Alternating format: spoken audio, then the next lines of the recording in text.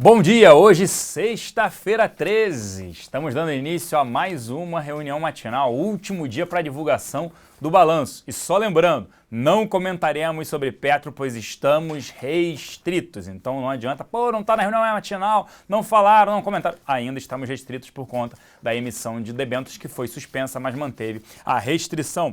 Por aqui a Dilma acabou voltando atrás, elogiando aí, defendendo Levi, a primeira vez que ela sai da toca para fazer isso, né? Depois de ficar uma semana sumida, ela foi lá para Mariana para visitar a tragédia da Samarco. Além disso, o Cunha cada vez mais enrolado e também o governo ali tentando, cogitando elevar tributos para combustíveis. As vendas de gasolina e diesel já vem caindo até por conta dessa crise e aí o governo, além de CID, pensando em PIS e COFINS também para essa elevação. Lá fora, as bolsas operam em queda, principalmente pelo PIB abaixo das expectativas preliminar da zona do euro. Para comentar sobre tudo isso com um detalhe muito maior, eu convido aqui Gustavo Cruz. Bom dia, Gustavo Cruz. Sexta-feira 13. E aí, o que você está achando aí da sexta-feira, Gustavo? Esse tempo aí tá meio macabro aí, fechando essa semana. Começando aqui então Desculpa. Começando com as... Gente, é que o pessoal não tá vendo aqui, mas tá virando... Desculpa, agora eu vou. Começando com a parte internacional. A gente teve hoje, então, o PIB da zona do euro com alta de 0,3%, antes dos 0,4% esperados. E alta de 1,6%, desculpa gente, é que aqui no estúdio virou uma bagunça, mas voltando.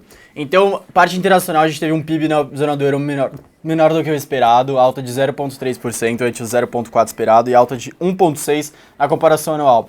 Ainda a gente teve mais um dado da zona do euro que foi positivo, foi um superávit de 20 bi, ante 17 bi do mês anterior.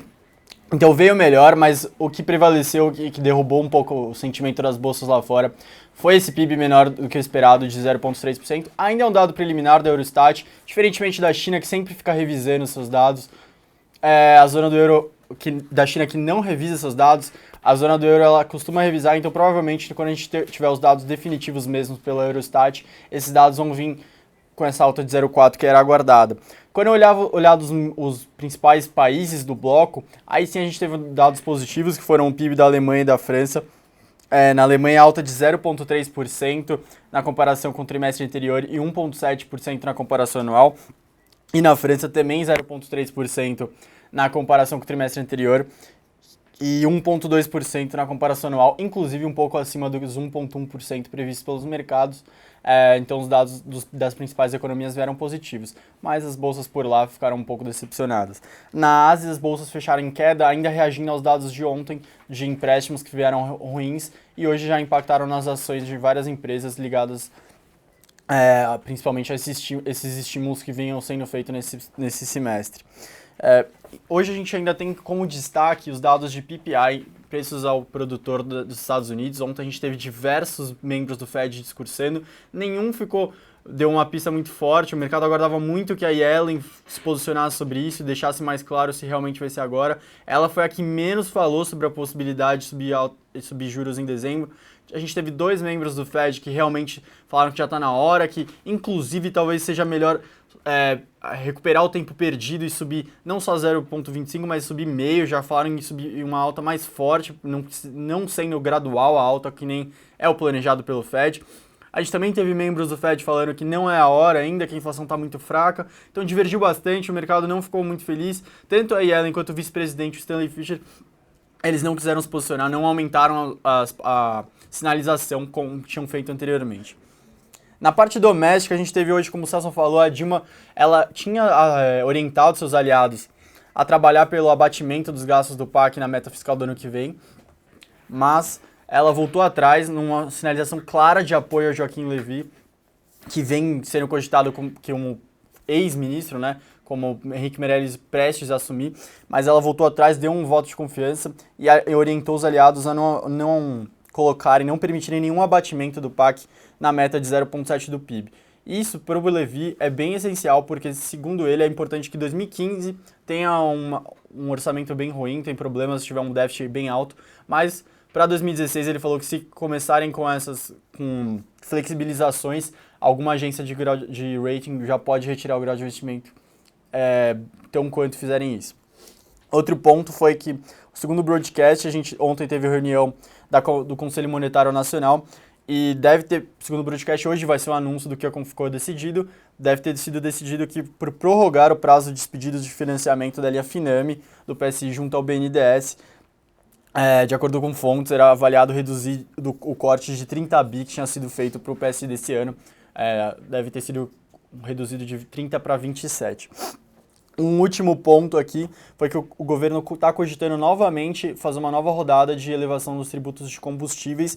Lembrando que esse ano ele fez um aumento de PIS e COFINS sobre combustíveis em fevereiro, e em maio fez um aumento de CID, então eles estão cogitando uma nova leva, eles estimam que consigam aumentar a arrecadação entre 6 e 9 bilhões com essa nova rodada. Vou devolver agora para o Celso, a gente se vê no fechamento de mercado. Hoje pela manhã o Henrique Meirelles está junto ao Armínio Fraga e o Gustavo Franco num evento em São Paulo. Com certeza ele vai ser questionado bastante, vai repercutir o que ele for falar, mas ficar atento a isso e também aos índices de preços ao produtor nos Estados Unidos, que também impactam muito a inflação por lá. É um fator bem importante para a decisão de dezembro. A gente se vê logo mais, e com você, Celso. Obrigado, Gustavo. Como ele mencionou, sexta-feira macabra, total descontrole aqui no estúdio, impressionante. Mas vamos lá no fluxo aqui na casa, net vendedor, tanto locais quanto estrangeiros. Os locais terminaram o dia net vendedores em 45 milhões de reais. Destaques na compra para Bradesco, Croton e JBS. Destaques na venda para Petro, Itaú, BB Seguridade, Petro 3 e BVMF. Nas duas pontas, Cetip, Suzano, Brasil Foods, Ultrapar e Klabin 11. Os estrangeiros terminaram o dia net vendedores em 160 milhões de reais, o volume bem elevado na venda. Na compra, Brasil Foods, Cielo, BVMF, Gerdau e Jet 3. Destaques na venda, Croton, Smiles, Raia Drogasil, Bradesco, BB Seguridade. Nas duas pontas, Petro 4, Vale 5, Vale 3, JBS e Itaú. Resultados hoje que saíram, né? Alguns resultados, BVMF, CSN, dentre outros. E eu vou convidar aqui o Ricardo Kim, primeiramente, para falar sobre o resultado de CSN. Bom dia, Kim. Bom dia, Celso. Bom dia, pessoal. Isso aí. CSN acabou de reportar o resultado do terceiro TRI.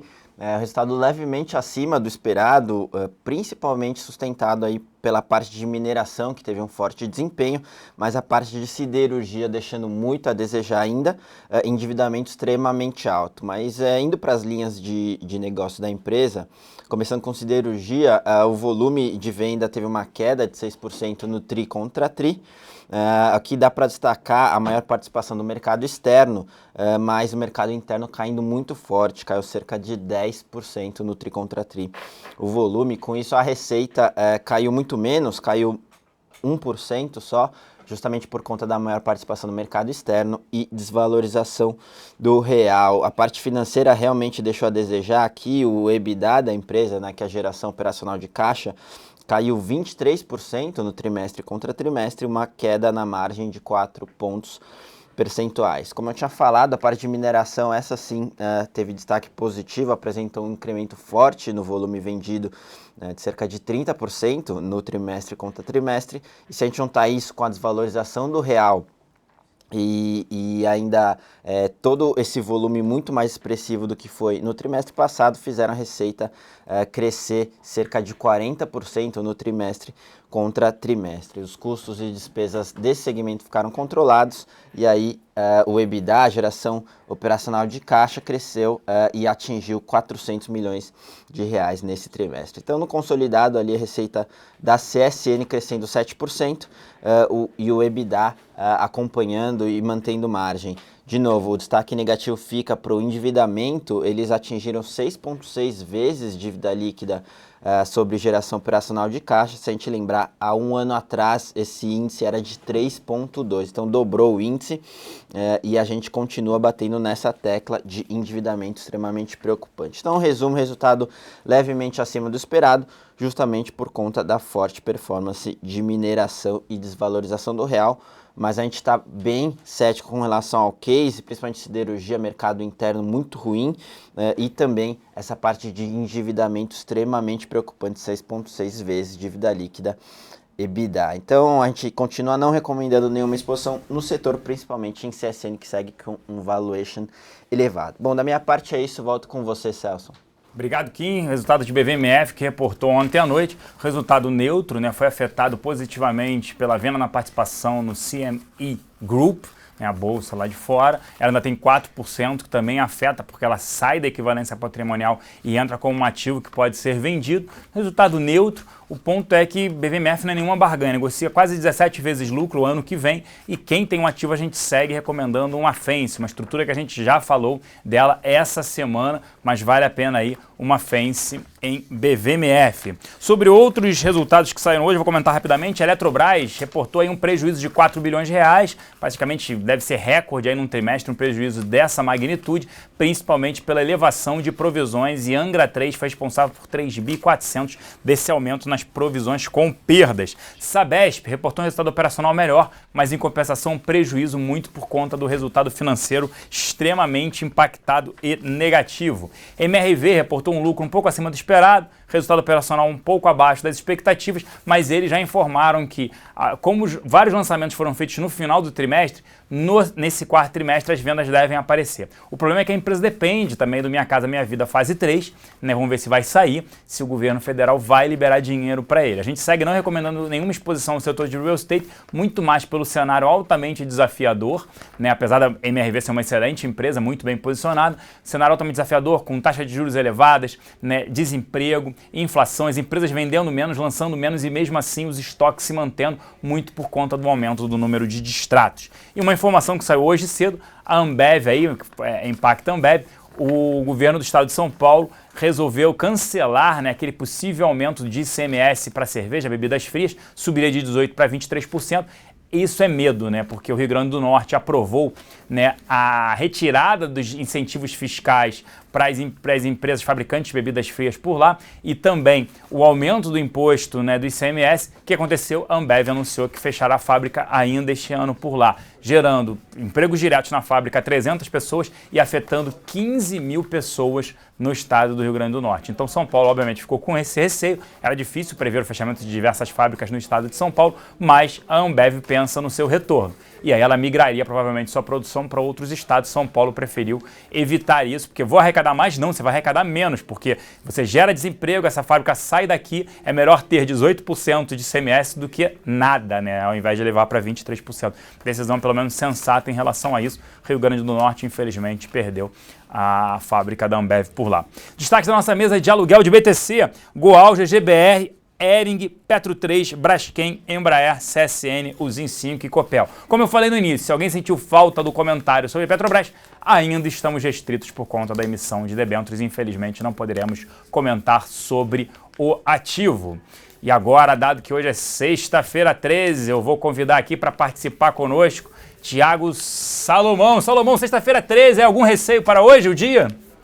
Olha, sexta-feira 13 já começou bem ruim para a Eletrobras, né? Se já falaram que o resultado da Petrobras que foi ruim, a ação não está reagindo tanto, nesse momento caindo 1,7%, mas a Eletrobras já caindo 5,5%, entrou em leilão, alguns outros papéis soltaram balanço. Até o momento, dos 24 papéis que divulgaram resultado entre ontem à noite e hoje de manhã, apenas 3 estão subindo, a maior alta é de 1%, e o resto está em queda ou ainda não abriu. Caso a Eletrobras caindo mais de 5%, Cyrela e CSN também caindo muito forte. A Eletrobras, né, reportou um prejuízo de 4 bi, acho que nunca na história desse país um prejuízo tão grande. Mais um recorde do Brasil. A Angra 3 já gerou um prejuízo, né, para a companhia de 3.400 bi, ou seja, deve ter desvio, vai ter o eletrolão, é questão de tempo. A gente segue até short no ativo, é um ativo que deveria sofrer, subiu aí por conta de governo, mas a gente segue ainda cético com o ativo. Vou ficando por aqui, então, Salomão, uma excelente sexta-feira. E lembrando que hoje é o último dia para divulgar balanço. Quem não divulgar hoje leva multa. Então, uma excelente sexta-feira, excelente final de semana. Um grande abraço. Para você também, Celso. Um bom fim de semana. Obrigado. Bom, tá começando informando aí na Bolsa. O mercado já iniciou o pregão nesse momento. São 10 horas e 11 minutos. Vamos dar uma olhada rapidinho aqui no gráfico. Mostrar o desempenho dos papéis que divulgaram o resultado. Tá aqui. Eletrobras, Cyrela, CSN, Fertilizantes, Heringer, Restock Light, tudo caindo mais de 2% nesse momento. A Petrobras aparece ali com uma queda tímida de 0,67%. a ordinária caindo 0,67, a preferencial caindo 1,3. Ontem os ADRs da Petrobras até ensaiaram uma alta depois do resultado, mas a opinião dos analistas não é unânime, mas a maioria acredita que o resultado foi ruim. O UBS é um dos poucos bancos de investimentos que viram pontos positivos no resultado da Petrobras, mas o grande destaque foi o impacto negativo no prejuízo provocado pelo câmbio, que trouxe agora o endividamento acima de 500 bilhões de reais, R$500 bilhão é a dívida da Petrobras. Bom, vamos passar rapidinho aqui os destaques da pauta. O Ibovespa Futuro marcava a queda de 0,4%, o Ibovespa à vista já abriu com uma queda na faixa de 0,6%. É o segundo dia seguido de queda, ontem o Ibovespa Futuro caiu 0,93%, fechando na mínima do dia. DI, dólar apontando para uma alta, ontem teve uma alta bem forte, hoje continua o movimento. E lá fora, bolsas europeias e as asiáticas fecharam em queda, as europeias estão caindo mais de 1%. E o futuro dos Estados Unidos cai entre 0,3% e 0,5%. Por lá, a gente teve PIB pior que o esperado na zona do euro. Os dados preliminares do Eurostat mostraram que o crescimento da zona do euro foi de 0,3% no terceiro trimestre, a expectativa era de 0,4%. Na China, a gente teve os dados de contração no crédito, e isso provocou uma queda nas commodities. E também o mercado está digerindo os discursos dos líderes do Fed ontem, que não trouxeram nenhuma grande novidade, então o mercado segue com aquela aposta quase convicta de que vai subir os juros nos Estados Unidos nesse ano. A aposta está na faixa de 68%, segundo a curva de juros dos Treasuries norte-americanos. Bom, na pauta doméstica eu destaco a vitória e a derrota do Levi, né? Primeira vitória, ele conseguiu ser vitorioso ao convencer a Dilma a manter intacta a meta de superávit para 2016 em 43,8 bilhões de reais. Isso equivale a 0,7% do PIB em 2016, sem abatimento previsto com as obras do PAC. Segundo reportagem da Folha, se o Levi perdesse a disputa, ele poderia inclusive deixar o cargo. Quem viu essa semana, o burburinho de sai Levi veio com muito mais força, o nome de Meirelles ganhando cada vez mais força no mercado, e só que com essa vitória mostrou um pouquinho de fortalecimento do Levi. Por outro lado, a equipe econômica não saiu satisfeita com a proposta de repatriação aprovada na Câmara, segundo informações do Globo. Para integrantes da área, o texto é inseguro e não vai ajudar a conter o rombo nas contas do governo. Um dos problemas foi a retirada da regra para cálculo de multa, incluindo a variação cambial. A gente fez uma matéria ontem bem legal, a gente vai colocar aí no chat para vocês, uma entrevista com um especialista mostrando que a repatriação não tem como ser um substituto para a CPMF, porque tomando como base o que já aconteceu no exterior, o Brasil tem um potencial de cerca de 20 bilhões de reais para arrecadar com a repatriação, que não chega nem perto dos 32 bilhões de reais esperados com a CPMF. Só lembrando que o governo espera uma arrecadação entre 100 e 150 bilhões de reais com a repatriação. Ainda por aqui, né, também saíram notícias no jornal falando sobre esse efeito da repatriação fraca, que pode trazer como solução mais PIS e COFINS. A saída do governo poderia ser elevar a PIS e a COFINS incidentes sobre os combustíveis, uma vez que esses dois tributos não têm aqueles inconvenientes, pois são totalmente federais, entram em vigor imediatamente por uma simples canetada da presidente Dilma Rousseff. Dependendo da alíquota, o governo poderia, com isso, levar entre 6 bilhões e 9 bilhões no ano que vem. Bom, fechando a pauta doméstica, vale a pena lembrar que o lobby para a volta de Meirelles continua forte. O Lula passou a quinta-feira em Brasília defendendo a troca de Levi por Meirelles em conversas com políticos, segundo jornais. Saiu na Folha e no Valor Econômico que o ex-presidente tem a visão de que a tese de impeachment refluiu, mas pode voltar com força caso o governo não mude a política econômica para preservar as conquistas sociais. E o painel da Folha citou pessoas no círculo mais próximo da Dilma, falando que ela não deve anunciar nenhuma troca na Fazenda agora, pelo hábito de demorar a tomar decisões, mesmo aquelas mais sensíveis. Hoje, inclusive, falando em Meirelles, ele está num seminário em São Paulo que reúne ex-presidentes do Banco Central, tá o Meirelles, o Franco e o Arminio Fraga. O Infomoney está lá fazendo cobertura do evento, a gente vai trazer novidades, obviamente vão falar alguma coisa sobre possível substituição do Levi. Ele já comentou isso aí ao longo da semana, mas esse assunto deve imperar lá no evento. Nos Estados Unidos, destaque para as 11h30 da manhã, saem indicadores de preço e vendas de varejo. Lembrando que o mercado americano abre 12h30 esses indicadores podem dar um indício maior de se o Fed vai subir juros ou não, lembrando que a aposta predominante é de alta de juros. 13 horas também sai sentimento Michigan, e lembrando que ontem teve os discursos, né, do Fed, mas não mudou muito a percepção do mercado sobre o que espera da taxa de juros. Bom, na pauta corporativa a gente vai fazer, ao invés de falar de cada resultado, que não vai dar tempo, vamos mostrar aqui o desempenho das ações. Todas essas foram as que soltaram o resultado, e a gente só vai dar um destaque especial para a Petrobras. Nesse momento a Petrobras está aqui, caindo na faixa. Vamos botar o gráfico do intraday da Petrobras para ver como é que o mercado acordou hoje. A ação marca queda na faixa de 1,3%, a ordinária cai 0,55%.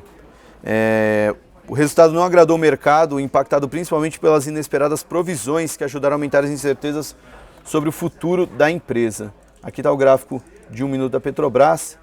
A gente vê que no intraday ela chegou a bater R$ 7,43, que em relação ao preço de ontem marcava uma queda de mais de 2%.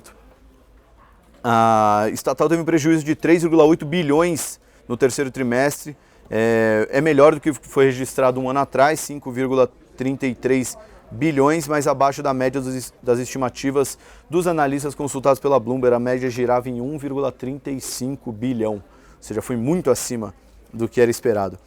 O BTG Pactual disse que o resultado foi fraco e traz necessidade de medidas mais agressivas na empresa, enquanto inesperadas provisões elevam incerteza sobre provisões futuras. É a mesma visão atribuída pelo Santander, que inclusive disse que esperava uma reação negativa por conta das provisões inesperadas. O Credit Suisse também vê uma reação negativa no mercado, principalmente quando considerando a percepção de que 2015 pode ser um ano de zero dividendos. Os analistas do Banco Suíço também enxergam mais ajustes no balanço do quarto trimestre em função dos testes de baixa contábil ao final do ano, que deverão utilizar premissas mais desfavoráveis para o preço do petróleo Brent e também por conta do dólar. Bom, a gente fez uma análise especial sobre Petrobras, a gente também vai colocar em destaque aí, mas fiquem de olho. Ao todo 24 empresas divulgaram balanço, a reação tem sido predominantemente negativa, com exceção de Ezetec, MRV e CPFL, todas as ações estão em queda. GP Investimentos e Helbor estão estáveis, mas o resto está tudo em queda. Destaque para fertilizantes Eringer, Brasil Insurance, Eletrobras, Ser Educacional e CSN, todas essas caindo mais de 3%, uma queda bem forte, o mercado digerindo negativamente os resultados que saíram entre ontem à noite e hoje de manhã.